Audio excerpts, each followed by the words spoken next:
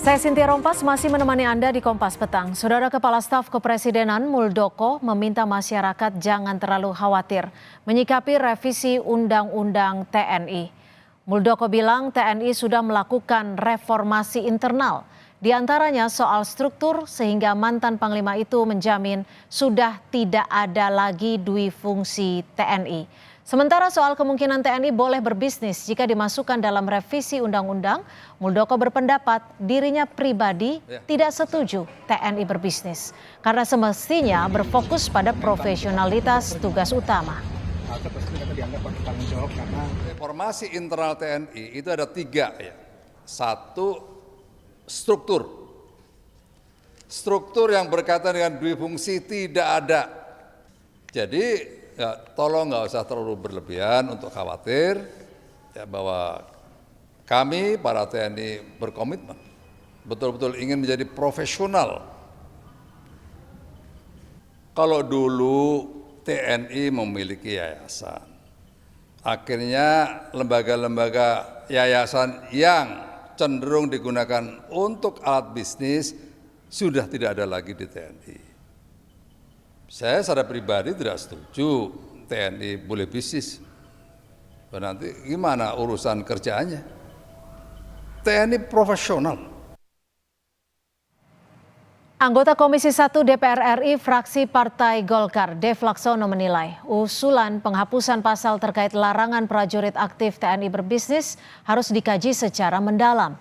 Menurutnya, dampak rencana pencabutan aturan berbisnis terhadap tugas dan fungsi TNI harus dipertimbangkan matang, termasuk mengkaji daftar inventarisasi masalah. Bila mana situasi hari ini memang sudah tidak membutuhkan pasal tersebut, dikarenakan situasinya sudah memberikan perlindungan baik dalam sisi usaha ataupun juga kepastian kepada prajurit TNI sendiri, nah maka itu perlu kita dalami lagi. Nah, jadi sebelum kita melangkah lebih lanjut, kita dalami dulu DIM-nya itu seperti apa.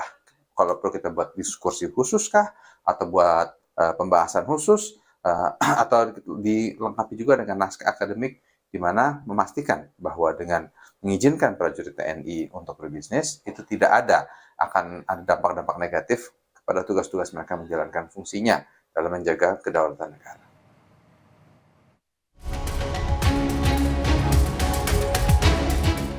Revisi Undang-Undang Nomor 34 Tahun 2004 tentang Tentara Nasional Indonesia jadi polemik di publik. Salah satunya soal prajurit aktif diperbolehkan terlibat dalam kegiatan bisnis.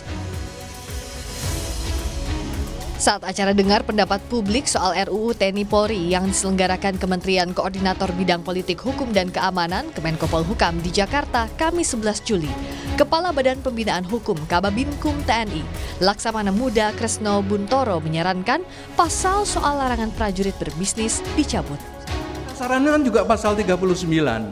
Ini mungkin kontroversial, tapi Bapak Ibu, istri saya itu punya warung di rumah, buka warung. Kalau ini diterapkan, maka saya kena hukuman. Prajurit dilarang terlibat di dalam kegiatan bisnis. Istri saya, itu aku kan pasti nggak mau terlibat, aku nganter belanja dan sebagainya. Ini kalau saya diperiksa, saya bisa kena. Oleh karena itu kita sarankan ini dibuang. Driver saya setelah nganter saya, kebetulan saya dapat driver supir sekarang ini. Dia selesai maghrib, itu kadang-kadang atau Sabtu Minggu itu dia ngojek, dia melakukan bisnis, masa nggak boleh kayak begitu? Pasal 39 Undang-Undang TNI melarang prajurit terlibat dalam kegiatan menjadi anggota partai politik, kegiatan politik praktis, kegiatan bisnis, dan poin 4 larangan atas kegiatan untuk dipilih menjadi anggota legislatif dalam pemilihan umum dan jabatan politis lainnya. Presiden Joko Widodo enggan menanggapi isu terkait revisi Undang-Undang TNI. Jokowi meminta wartawan menanyakan hal itu ke parlemen dan kementerian terkait. Kelompok sipil menilai itu revisi UU-nya bermasalah.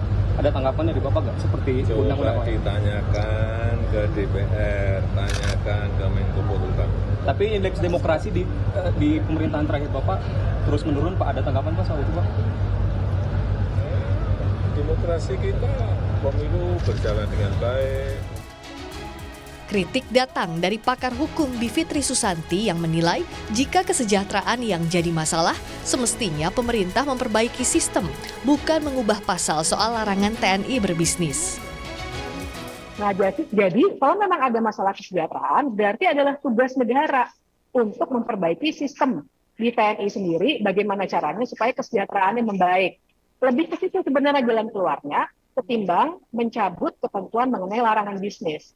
Karena kalau mencabut ketentuan mengenai larangan bisnis, kekhawatirannya adalah nanti akan lebih banyak lagi jenis-jenis yang tidak bisa kita antisipasi sekarang, dan akhirnya menjadi legal, dan akhirnya juga akan menimbulkan banyak sekali permasalahan. Karena yang saya katakan. Namun, mantan Kepala Badan Intelijen Strategi Soleman Ponto menilai jika kesejahteraan TNI belum bisa dinaikkan dengan sepantasnya, tak ada salahnya mencabut ketentuan soal larangan TNI berbisnis. Nanya, jadi kalau memang itu masih dipertahankan, ya membuat orang ini penuh itu tahanan militer, karena aspam akan nangkap terus. Dan itu bukan jalan yang benar, lama-lama berontak mereka. Ya contohnya apa yang terjadi di kasus Asabri, kan sama aja. Kalaupun ada penyelewengan, ya dihukum.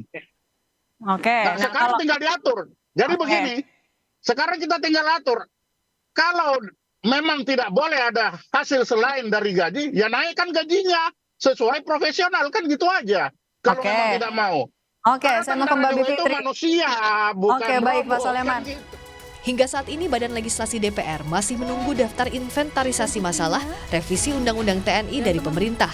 Revisi Undang-Undang TNI menjadi inisiatif DPR. Tim Liputan, Kompas TV. Kritik terhadap sejumlah revisi Undang-Undang TNI mengemuka. Apakah pemerintah, dalam hal ini Presiden Jokowi, akan mengakomodasi poin-poin keberatan dari sejumlah kalangan? Kita bahas bersama Al-Araf, peneliti senior imparsial, dan Ali Mohtar Ngabalin, tenaga ahli utama KSP. Assalamualaikum Bang Ngabalin dan juga Mas Araf, terima kasih sudah bergabung bersama kami di Kompas Petang. Terima kasih. Selamat sore. Assalamualaikum warahmatullahi wabarakatuh. Al-Araf. Waalaikumsalam. Bang Ngabalin, ini ada kritik sejumlah kalangan soal menempatkan TNI aktif di kementerian lembaga. Ada juga soal larangan berbisnis. Ada sikap dari Presiden Jokowi? Iya, sikap Presiden itu pasti sikap pemerintah. Dan karena itu sekarang untuk dan atas nama pemerintah, Kementerian Koordinator Politik, Hukum, dan Keamanan sedang menyiapkan daftar inventarisasi yang baik dan benar. Kemudian seperti regulasi menjelaskan, pasti undang-undang ini akan dibicarakan dengan baik di Dewan Perwakilan Rakyat Republik Indonesia. Dari dua hal ini kan tentu saja bahwa tidak ada orang yang tidak punya orientasi untuk memperbaiki institusi-institusi negara dan sedepan kehidupan berdemokrasi dengan baik. Karena itu memang kalaulah sekarang ini kemudian menjadi perbincangan di mana-mana, kemudian masukan dan lain-lain juga, saya kira ini menjadi perhatian terpenting karena Bapak Menteri Koordinator Politik, Hukum, dan Keamanan juga sampai dengan hari tadi terus melakukan komunikasi dengan opinion leaders, dengan para pakar, dengan para ahli, sebelum itu menjadi tim dari pemerintah. Begitu, Mbak. Oke, saya ke Mas Araf. Mas Araf, apa sebenarnya yang dikhawatirkan dari pencabutan larangan TNI berbisnis ini? Dan juga TNI yang mengisi jabatan kementerian lembaga? Ya, pembahasan RUU TNI ini memang bermasalah secara prosedural dan cacat secara prosedural, dan memiliki persoalan secara substansial. Cacat secara prosedural karena proses pembahasannya yang injury time dan minim transparansi dan akuntabilitas. Di tengah masa anggota DPR mau berakhir, ini kan dikebut untuk diselesaikan, padahal RUU ini sangat penting.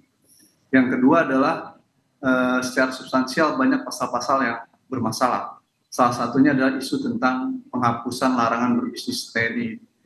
Saya rasa Pak Ngabalin ini pernah jadi anggota Komisi 1 dulu, sangat memahami rasio legis dan filosofi pembentukan Undang-Undang TNI 34/2004 itu adalah untuk menciptakan tentara yang profesional. Secara teoritis, tentara yang profesional itu adalah tentara yang tidak boleh berpolitik dan berbisnis. Tentara yang fokus dalam bidang pertahanan. Karena raison d'être atau hakikat dasar dibentuknya militer di negara manapun adalah dipersiapkan untuk perang dan sebagai alat pertahanan negara.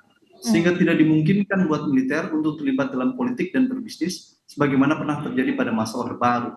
Karena itu akan melemahkan profesionalisme militer sendiri dan akan mengganggu sistem politik demokrasi yang berjalan. Oleh karena itu, upaya-upaya untuk menghapus larangan berbisnis, menghapus pasal 39 dalam RUU TNI adalah ancaman serius buat profesionalisme militer di satu sisi dan proses demokrasi di sisi lain. Karena pada dasarnya tugas dan fungsi TNI adalah untuk pertahanan negara. Jika dan kalau ada persoalan dalam konteks kesejahteraan di dalam tubuh TNI, maka itu kewajiban negara, state duty. Negara memiliki kewajiban untuk memenuhi kesejahteraan anggota TNI. Sudah diatur di dalam Undang-Undang TNI 34 2004, ada pasalnya bahwa negara punya kewajiban untuk memenuhi kesejahteraan prajurit. Persoalannya adalah negara gagal untuk memprioritaskan pembangunan kesejahteraan prajurit itu. Gitu. Oke, Bang Abalin. Itu. Ya. Ini surprise-nya kan sudah ada. Apakah ini artinya pemerintah menyetujui atau lebih cenderung gimana nih? Dari pengalaman di DPR tadi Al-Araf bilang, kebetulan 3 tahun Bang Ali di Badan Legislasi ya. Jadi dari pengalaman di DPR, kalau DPR itu mengajukan revisi atau mengajukan draft undang-undang atau ada usulan inisiatif Dewan Perwakilan Rakyat Republik Indonesia, maka teman-teman di Badan Legislasi itu menjadi unit paling terpenting dalam mendudukan perkara ini. Sekarang kalau DPR-nya sudah siap, kemudian diajukan usulan inisiatif, kemudian meminta surat Presiden, pasti pemerintah juga menyiapkan DIM-nya. Nah, karena sekarang kan surat Presidennya surpresnya udah keluar tuh. Ya. Itu artinya bahwa pemerintah menyiapkan DIM untuk nanti bicara bersama-sama dengan DPR dalam hal revisi. Lalu, kalau bagaimana? Lalu bagaimana jika nanti disetujui menjawab bahwa yang seperti tadi disampaikan imparsial bahwa militer itu kan hakikatnya dididik, dibiayai dan juga dipersiapkan untuk menghadapi pertahanan negara, bukan untuk urusan sipil. Dulu kita membicarakan tentang tentara profesional. Kalau orang bicara tentang profesional itu bicara tentang 2 hal, bicara tentang human resources yang ada dimiliki. Dan yang kedua bicara tentang kemampuan kemandirian tentara nasional Indonesia. Karena itu saya setuju bahwa memang kemandirian tentara nasional Indonesia itu adalah untuk kepentingan negara. Maka negara mempersiapkan itu semua. Dalam hal inilah maka kita mesti membicarakan dengan baik tentang rencana revisi undang-undangnya, bagaimana posisi Tentara Nasional Indonesia dan posisi persiapan negara.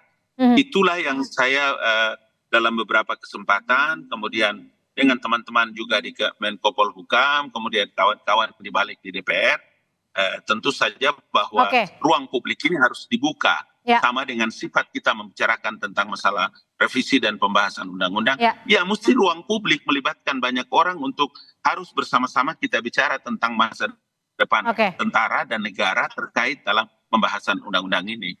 Mas Araf, perspektif Anda Presiden harusnya bersikapnya seperti apa nih? Karena kalau tadi KSP Muldoko kan menjamin tidak akan ada dufungsi seperti masa lalu. Jadi seharusnya publik tidak perlu khawatir. Ya, tapi secara draft RU dan DIM yang sudah dimiliki pemerintah dan survei yang sudah disampaikan, jadi DIM-nya sudah ada. Itu jelas akan membuka ruang difungsi kembali. Jadi dalam satu sisi saya rasa realitasnya adalah secara hukum, secara RUU militer bisa masuk di jabatan sipil gitu, dan itu akan mengganggu struktur birokrasi sipil karena militer aktif seharusnya tidak masuk di jabatan sipil. Pola difungsi seperti masa lalu. Tapi di sisi lain, di sisi lain, saya setuju dengan bosnya Pak Ngabalin itu Pak Muldoko ya kan, bahwa TNI dilarang untuk berbisnis itu oke gitu, dan memang harus tegas seperti itu. Tinggal Presiden saja. Catatan saya cuma satu Mbak, begini. Ya, singkat saja, waktu kita sudah habis. Ya, undang-undang ini memperluas militer masuk wilayah penegakan hukum, penanganan narkoba, terorisme. Ini berbahaya sekali dalam konteks sistem demokrasi di Indonesia. Saya rasa ini akan mengancam situasi kondisi demokrasi Indonesia. Jadi penting buat gerakan masyarakat sipil, kelompok mahasiswa untuk bergerak, bersikap kritis melawan rancangan undang-undang TNI yang memang secara prinsip akan menimbulkan pelemahan bagi profesionalisme TNI dan mengganggu dinamika demokrasi di Indonesia. Baik, terima kasih Mas Al Araf, peneliti senior imparsial, dan juga Bang Ali Mohtar Ngabalin, tenaga ahli utama KSP, sudah bergabung bersama kami di Kompas Petang. Selamat sore.